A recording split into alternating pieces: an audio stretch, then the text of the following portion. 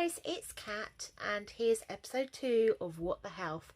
On today's episode we'll be discussing anxiety. So to start off, we had some feedback from the first video.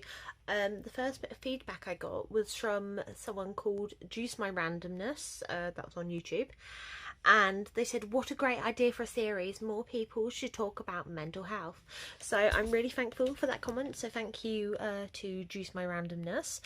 And then I also had a friend who on Facebook who saw the video, and she messaged me shortly after I posted it onto Facebook via YouTube, and she said that she suffers from mental health problems like depression and anxiety herself, and she found that the video really helped her understand things more better. So I'm really thankful that it's starting to get a message across. Obviously it's been a long time since I've done a video for this. I was aiming to do it on a weekly basis, these episodes, but it's quite difficult when you do have mental health issues to keep up with things like that, but you try to as much as you can. So first of all, I'm going to kind of talk about what describing anxiety. I don't know really how you would describe anxiety. It's not really, it's sort of like a fear or a phobia, but not really like that, because I think with a fear you can kind of try and conquer it, whereas anxiety, it's very difficult and it's very challenging. It can make you feel very scared to do things like just things that anyone could find easy. So using public transport, for me that's a bit of an anxiety thing. Going out, just leaving the house can cause anxiety, and or doing something new, that would be another thing. It's quite difficult to kind of put it into words, whereas depression, it was a bit easier. I think anxiety is one of those things where so many people actually suffer from it and don't realise. When I get anxious, personally, I feel very sick to the stomach. It's kind of like, I don't know, you feel sick but you're not sick, and you get very nervous. You can start kind of biting your nails. When I used to get nervous, when I went to a youth club when I was about 17, 18, it was like a local one for young people with learning needs and disabilities. I would go there, and every week I would throw up by the time I'd got there, because I was so anxious, and I got really anxious about going, although I enjoyed it.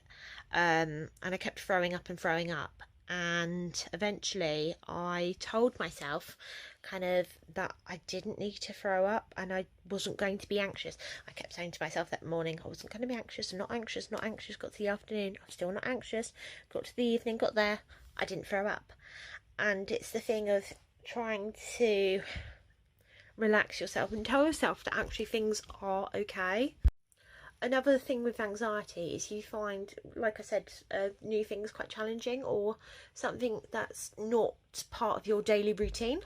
So recently, last week we went on our the playgroup trip with the children to Fisher's Farm. It was all the parents kind of went along with their kids, and I felt really anxious about it last year when we went on I went the first time with them. Alice threw a temper tantrum, and as they do when they're 2 or 3, and I got very upset. I started crying, having a breakdown. Luckily the woman who runs the play group was like, oh, it's okay, and she kind of took over with Alice. I was like, oh god, thank god. But I think the anxiety was there because last time we weren't told. I personally thought that we were going to go around as a group, kind of in our own little kind of playgroup group, but we didn't, and I got very anxious about this time because I thought, oh god, we've got to go off separate again. I've got no one to talk to. I feel really awkward when I go out with Alice and there's no one to talk to there. That's what causes anxiety. And I basically emailed the person who ran the playgroup. I was like, look, I'm really anxious about kind of taking Alice there. Would it be possible for you to arrange for someone to kind of go round with me and Alice, just to kind of break the ice a little, because I don't want Alice to miss out, and I didn't want them to have to go around with her on their own. And she was like, yeah, I'll sort it. And luckily it did sort it, and I ended up having like 2 different people with me, kind of with Alice, and it made things so much easier. And I think that's the thing, like, if people don't have anxiety themselves, or even if they do, and you say to them, actually, I'm feeling a bit anxious, and then they can understand, and you can sort it that way if you just talk about it and deal with it in that way. On a daily routine, I kind of, on a daily basis, going out the house for me is a massive anxiety. Taking Alice to playgroup can make me very, very anxious.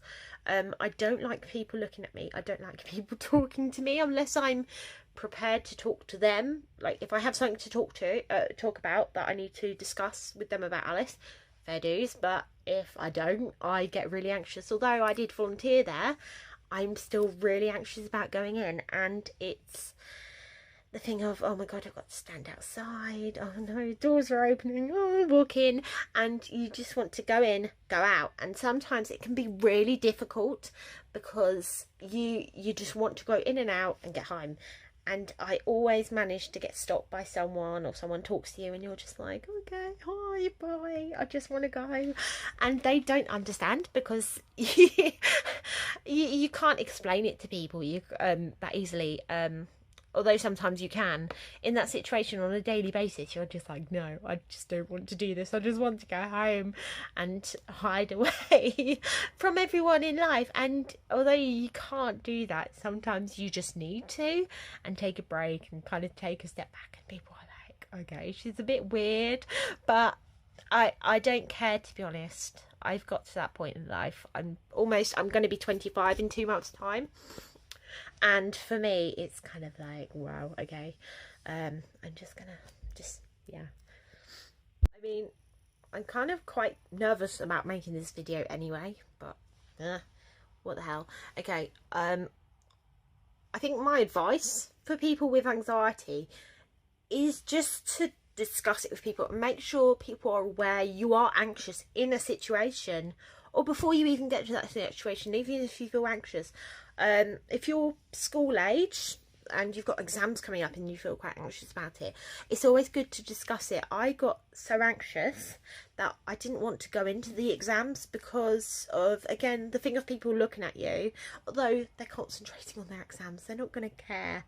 You feel like that, and actually it's not.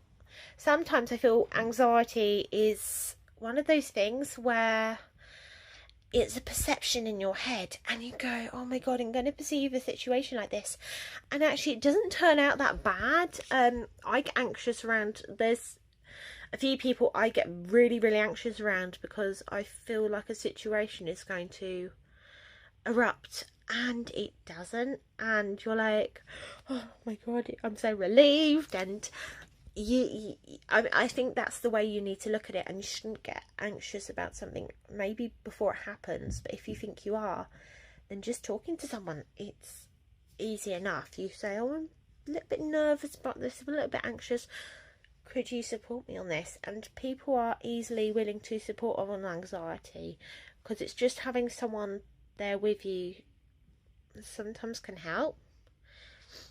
Okay, thanks guys for watching this video.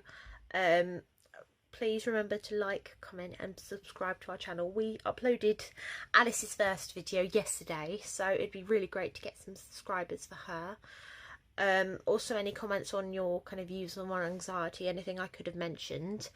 The next episode, I don't know when it'll be, is going to be on autism, because I am an autistic mummy, and I am fun though. It makes you fun. Okay, so thank you for watching. Okay, bye.